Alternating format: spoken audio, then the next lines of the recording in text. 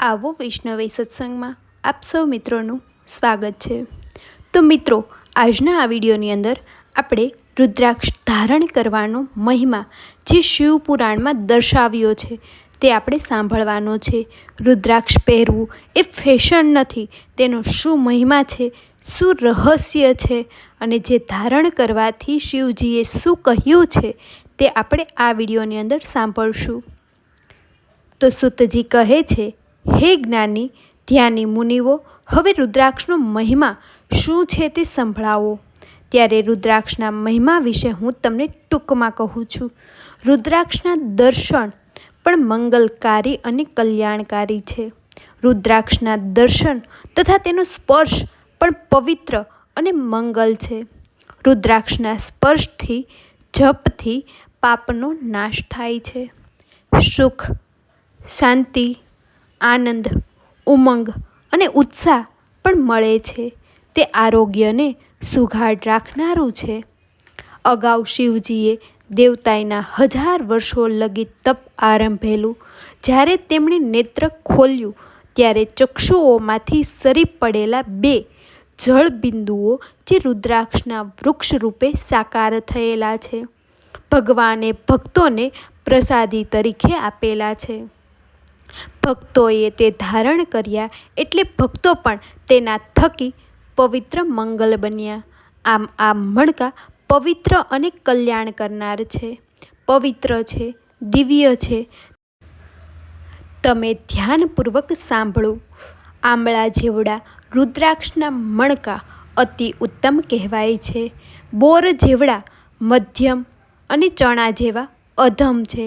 ગોળ, ચીકણા, મજબૂત તથા મોટા અને કાંટાળા રુદ્રાક્ષ મંગલ પવિત્ર હોય છે, ભોગ અને મોક્ષરૂપ ફળ આપનાર છે એમ સમજવું। હા, રુદ્રાક્ષ ધારણ કરનાર ભક્ત શ્રદ્ધાળુ સર્વ પાપોમાંથી, પાતકોમાંથી મુક્ત બને છે। હે મુનિઓ, યમરાજે તેમના તમામ સેવકોને આદેશ આપ્યો છે, જેના શરીરે રુદ્રાક્ષ ન હોય, જેના હોઠે પંચાક્ષર પણ ન હોય તેવા જણને તમે યમલોકમાં લાવજો, બીજાઓને લાવશો નહીં। રુદ્રાક્ષના અનેક પ્રકાર છે, તે પૈકી એકમુખી રુદ્રાક્ષ સાક્ષાત પ્રભુ શિવજી સમાન છે। તે મુક્તિ બક્ષે છે, ઉત્તમ મંગલ કરનાર છે, તમે મુક્તિ ઉપરાંત ભુક્તિ આપે છે।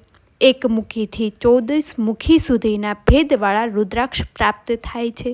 તે પ્રત્યેકનું જુદું જુદું મહાત્મય છે, પ્રત્યેકનો પ્રભાવ છે। સર્વ ભેદવાળા રુદ્રાક્ષો મંગલકારી, કલ્યાણકારી અને પાવનકારી છે। તે ઇષ્ટ સિદ્ધિ આપનાર પણ ગણાય છે। પ્રભુ શિવજીની આજ્ઞા મુજબ નિત્ય સિદ્ધિ અને મુક્તિ પણ આપે છે। આ અંગની વિધેશ્વર સંહિતાની કથા સુતજીએ કહી સંભળાવી છે।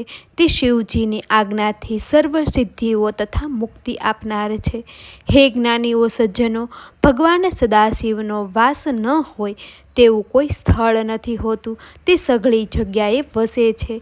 તેઓ સ્થાનાવર તથા જંગમ દરેક સ્થળે સદાશિવ વસે છે। પ્રભુ શિવજીના ઘણા નામો છે। આપણે શિવ, સદાશિવ, શંકર, મહેશ, મહેશ્વર, ભોલેનાથ, શંભુ વગેરે નામોથી એમનું સ્મરણ કરીએ છીએ। તેઓ ત્રિદેવ રૂપી રુદ્રદેવ છે। તેમ પણ આપણે જોયું કે આદિ ભગવાન સદાશિવે પોતાનું સ્વરૂપ રુદ્રદેવને આપ્યું છે। તેથી તેમના નામ, કર્મ, ગુણ, કૃપા, સ્થાન સર્વ કાંઈ એક થઈ ગયા। તેમજ આપણે શિવ ભક્તિને અંગે જ સદાશિવ પ્રભુની ભક્તિને સ્વીકારી લીધા છે। ખરી રીતે તો પુરુષોત્તમ જેમને કહેલ છે તેવા ત્રિદેવને પણ એવા પરમ વંદનીય આ સદાશિવ છે। તેથી હે સજ્જનો, સદાશિવ પ્રભુનું અગર તેમના સમાન સ્વરૂપવાળું શિવજીનું શ્રદ્ધા, ભક્તિ અને ભાવથી વંદન કરવું, સ્મરણ કરવું, જુદા જુદા સંપ્રદાયો તેના પરસ્પરના વિરુદ્ધ આચાર વિચાર પાલનની બાજુએ મૂકી એ બધા તો જ્ઞાનીઓને વિતાડવાળ કહેવાય છે। અતિ પુરાતન કાળના ટાણે કૈલાસમાં આરૂઢ થયેલા મહાદેવને દેવી પાર્વતીજીએ એક દિવસ કહે છે, હે પ્રભુ, આપ શ્રીને રટનાર, ભજનાર મનુષ્ય નિશ્ચય આપનું પદ પામે છે, પણ આ લોકમાં આપને યાદ કરનાર, ભજનાર, જપનાર અને સ્મરણ કરનાર અનેક લોકો પૈકી આપના ચરણો પ્રાપ્ત કરનાર તો બહુ થોડા હતા. તેનું કારણ શું હશે? ત્યારે મહાદેવ એ વખતે કહે છે, હે સતી, તે અંગે કોઈક વખતે હું તમને પ્રત્યેક રીતે કહી સંભળાવીશ. થોડો સમય વીત્યો. સમય જતાં બરાબર શિવરાત્રિનું ટાણું આવ્યું. કાશીપુરેમાં મેળા જેવું વાતાવરણ જામ્યું. અનેક લોકો શ્રદ્ધાભાવથી ભગવાન વિશ્વનાથજીના દર્શન માટે આવ્યા હતા. ઘણા ભક્તો દૂરથી આવ્યા હતા. ગંગાજીમાં સ્થાન પતાવી ભગવાન વિશ્વનાથના દર્શન માટે જનાર લોકોની ભીડ હૈયે હૈયું દળે તેવી હતી. આ વખતે મહાદેવજીએ એક વૃદ્ધ બ્રાહ્મણનું સ્વરૂપ ધારણ કર્યું. પાર્વતીજી તેમના યુવાન પત્ની સ્વરૂપે હતા. નંદીશ્વર વૃદ્ધ બળદ બન્યા હતા. વૃદ્ધ બાળક પર આરૂઢ થઈને પતિને લઈને સતી મંદિર તરફ પ્રસ્થાન કરી રહ્યા હતા. ભીડ ઘણી હતી. ધક્કા વાગી રહ્યા હતા. આ ધક્કાના પારિવારિક રૂપે બળદને ધક્કો વાગ્યો. આથી શિવજી ઉછળ્યા અને કાદવથી ભરેલા ઊંડા ખાડામાં પડ્યા. સતી વ્યાકુળ બન્યા. તેમણે ચોપાઈ દ્રષ્ટિ દોડાવી. એમણે તત્ક્ષણે મદદ સહયોગ માટે સાદ દીધો. કેટલાક લોકો વૃદ્ધ બ્રાહ્મણને કાદવમાંથી બહાર કાઢવા માટે દોડીને આવ્યા હતા. શિવજીએ એમને રોક્યા. શિવજી કહે, હે દયાળુઓ, તમે લોકો પ્રથમ મારી વાત સાંભળો. જે માનવી શિવ પ્રભુ તરફ શ્રદ્ધાભાવ રાખતો હોય અને જે ભક્ત હોય તે મને કાદવથી ખડાયેલા ખાડામાંથી બહાર કાઢવા માટે આગળ આવે. હા, મને કાદવમાંથી બહાર કાઢનાર ભક્તના મનમાં કોઈ કાળે શિવભક્તિ વિશે સંકલ્પ વિકલ્પ થયો હશે. તે મને સ્પર્શતા જ ભસ્મ થઈ જશે. લોકો આ વિધાનથી ચોંક્યા, ખચકાયા, સ્તબ્ધ ધૈર્ય ચહેરે ઊભા રહી ગયા. હવે શું કરવું? તેઓ સઘળા તે વખતે મૂંઝવણમાં મુકાયા. એમને થયું, સંકલ્પ વિકલ્પ તો થયા, પણ હોય શું ખબર, શું સમજવું?